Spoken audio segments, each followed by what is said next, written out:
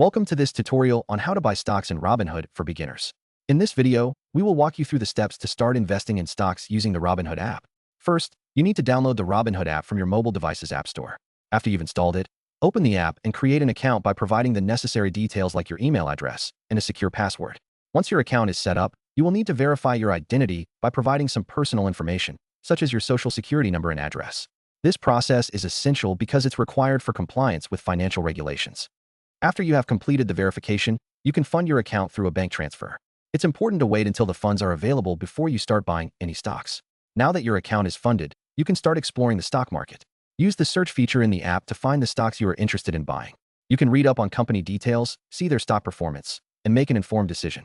When you are ready to buy a stock, select the stock you want and click on the Buy button. Enter the amount you would like to invest, either in shares or in dollars, and review your purchase before confirming it. Congratulations, you've just made your first stock purchase on Robinhood. You can track your investments and monitor your portfolio directly from the app.